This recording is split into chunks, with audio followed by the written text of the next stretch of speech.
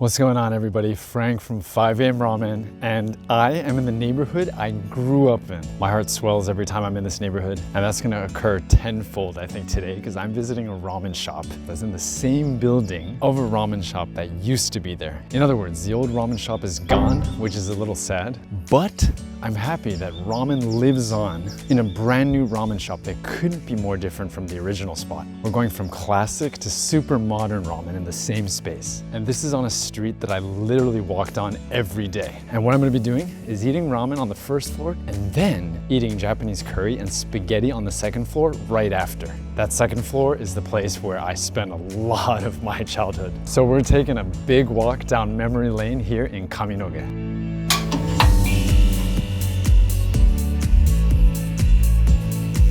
Now, to be completely honest with you, I didn't visit the original shop that was there that often. A lot of my friends did. I visited the place that was on the same block when it came to ramen. But I have visited, of course, many times. And it was just so weird. I actually didn't know it was the same location until I arrived. I was just looking at Google Maps, and I went from a station that I wouldn't normally use when I was a kid, and I wasn't really paying attention. And then I'm getting closer. I start to recognize the surroundings, and I'm like, wait a minute. Okay, it's around the corner from here. And then sure enough, I arrive, and I'm like, oh my God, they've refitted that ramen shop. They had a great run, and now it's run by young people who are making modern, tasty ramen.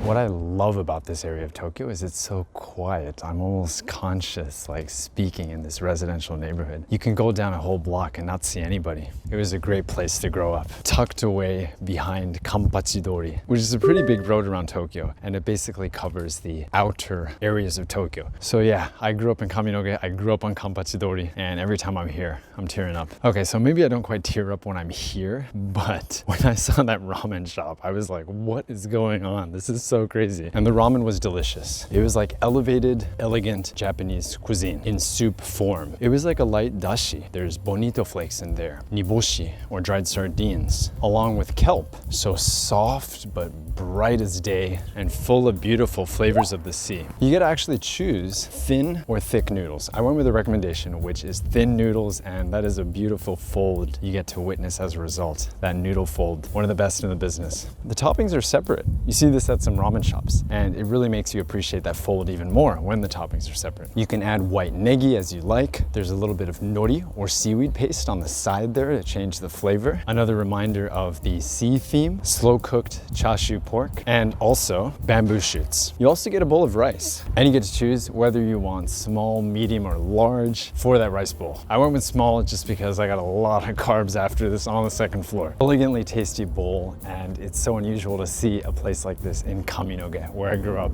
The only ramen restaurant that you really have that, let's say, is high level is Ramen Jiro. And Jiro is a completely different style. It's like the polar opposite of what we just enjoyed. Oh, I love going through here. Naminoaya is an interesting mix. I think representative of Setagaya as a whole. Every 5 seconds you see a BMW or a Benz driving by. But then you have these little smaller places too. Just your average blue collar workers are living here too. The second floor, which I'm going to be enjoying right after this, definitely caters to that blue collar demographic. You get a lot of tasty food for a great price.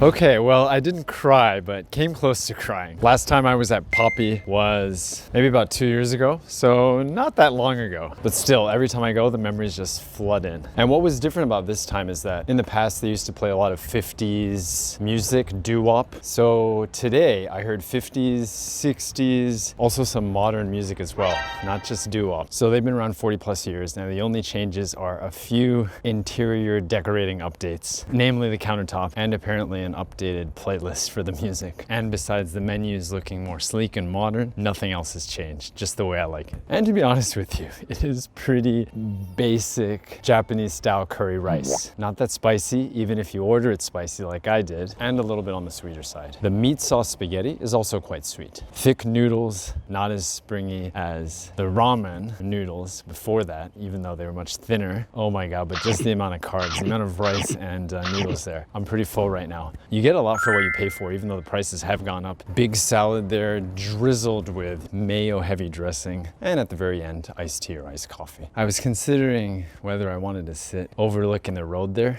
I used to sit there a lot when I was a kid, but the sun was pretty bright. It was pretty hot in that spot, and I figured the shots would look better if I sat at the counter. But branching off that, I love the amount of sunlight that pours into that place. It's just this bright beacon of carbs. And yeah, I think that pretty much sums it up. Go-to filling Japanese style curry rice and meat sauce spaghetti, both on the sweeter side and with an extra topping of cheese. Not the finest cheese out there, but there's quite a bit of it, adding this mellowness to the curry overall. And that also helped tone down the spice, even though it wasn't that spicy to begin with.